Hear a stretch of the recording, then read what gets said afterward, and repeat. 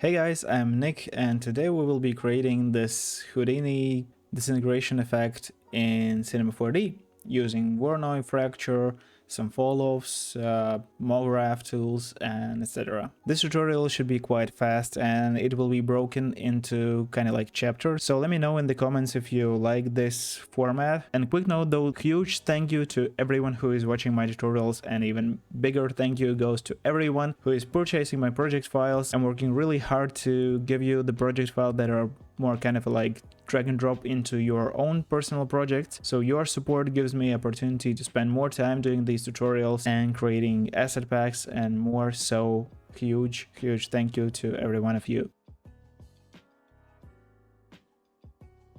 Alright, let's start with a scene. So here's the DAS model. It's Genesis 8.1 male with a hands down. I unfortunately haven't saved the model itself, but basically I just entered the polygon mode and cut off rest of his body because we don't use it. And we are doing this for Instagram, so it's 1080 by 1350, and that's basically the foundation of our scene. We still have the eyes on this model, but we have removed the, I think, the mouth, the teeth, and the tongue. So yeah, talking about rendering, we are using Octane, and we are using this path tracing, 1000 samples, diffuse specular scatter depth set to 8, caustic blur set to 0.5, GI clamp set to 6. For now, let's just turn off alpha channel. Obviously, we will need a light source, and for the light source, let's say we want Octane light, and we want a null right here in his head, and then we go to the Octane light, Cinema 4D tags, and then we get our target, and then grab our null and drag it to the target object in the target tag. And now we can get our Octane light and pull it back, I think, here, like that. So we have like nice rim light. Maybe we should make it smaller. Yeah, but the basic thing about the target tag is really good for setting lights, because basically you want always lights to point to your target mesh. So yeah, target tag comes pretty handy. And yeah, what else do we need here? Decrease the power of the light to like 8 or 10. Visibility, camera visibility should be checked off, and that's too dark, I think. But first of all, yeah, let's set up our camera. Here, let's go to the camera itself, change it to the portrait because we are shooting portrait, and yeah, let's choose an angle. I think something like this should work. Now let's copy our Octane light. Let's name it also key, because it will be key light, and our first light should be rim. And for the key light, let's just drag it over here. Maybe for a nice contrast, make it like this. And also, I'm just finding an angle that I like. I think this one should work. And we see a bit of blockiness here, so let's just do subdivision. Maybe 2 and 2 will work. Here also in our root node, let's rename it to human. Let's set the font to be 23. Use edge breaks. We can uncheck that, and yeah, that's basically our basic setup for this project, and we will be performing various stuff with this model. Alright, now let's talk about the Voronoi fracture. Now let's select the subdivision surface, go to the mograph, select, no, actually hold Alt, then click Voronoi fracture. And now we have our subdivision inside of our Voronoi fracture. And let's go here and check point generation distribution. And just now, for the demonstration of this effect, let's say we want 200 pieces, and the key here will be in the random effector, and I think the plane effector too. Let's disable the random effector for now and work with the plane. So what we want to do is to kind of get the wind to blow off the pieces of this Voronoi fracture. And what we can do here is basically move everything in the direction he's looking. So basically in this direction. What we can do is go to the Voronoi fracture, make sure the plane effector is here, is active. And now let's just move our geometry kind of like here. So it's basically the same diagonal movement. And now you can see that we are moving every part in the same direction, and to break it off we will use a falloff and a box field. And here in the box field we should make it smaller, possibly enable the plane effector, and let's drag it up. Let's also make it smaller and rotate it so it's going in the same direction. So here you can already see how it will perform, so it will drag everything out. Now the only thing we want is to keyframe it, and I want to do a 300 frame simulation. Sorry, not simulation, animation. So yeah, we start with the box here, but we don't want it to affect his face. So we start here and we move all the way here. Yep, cool. So it goes like this. That's great, but that's that's great, but that's not kind of realistic. So let's enable our random effector, and here in the parameters we need to add some sort of rotation, maybe 30 degrees, and also in the plane effector let's add a scale -1. So basically we will have our pieces to go and kind of like scale out, and in the random we want to get just a little bit of position change, and what it will give us, it will make a feeling of some sort of wind or something. And obviously we want this box field under our random too, so let's just drag and drop it here, and maybe let's drag and drop box out of the plane effector, and let's check what we've got.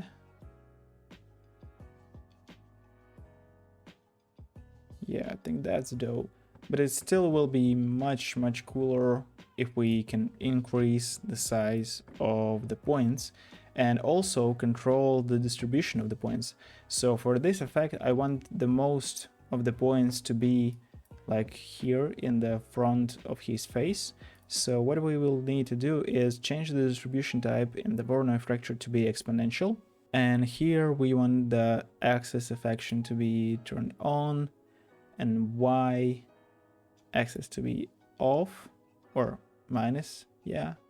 And for the z we want it to be plus. Basically you can just eyeball here, and you can play with the standard deviation here, so it kind of randomizes or makes the exponential distribution not that prominent. So I think this one should work, but let me show you what it happens when we get our point amount to say like 50,000. Now this looks much more like a Houdini style animation, and I'm not using any sort of like super powerful PC. I'm using a laptop. But yeah, this just feels much more like a disintegration effect, and you can play with it. I mean, maybe set the standard deviation to be 0.11. I think it was like that in my tutorial. Let's get it back to, I don't know, maybe 1000. So it's much faster. But one thing that I really want to do is make sure that the direction of these particles flying away is correct. So let's go to the plane effector in parameters, and let's change the z so they are more facing the camera. And maybe let's also go back to the Voronoi sources, and here let's say we want z axis Yeah, I think plus the works good. And then let's get and create our second human. So let's drag and drop human again, and let's remove the human itself. And here what we will gonna do is we want to make sure we don't have his eyes, so we don't need that actually. Let's delete them. And here's the trick. So we need to scale this model down absolutely proportionally. So our like basic scaling is not working here. So what we will need to do is go to simulate close and close surface, and again hold Alt and click close surface, and we got our mesh in the close surface generator.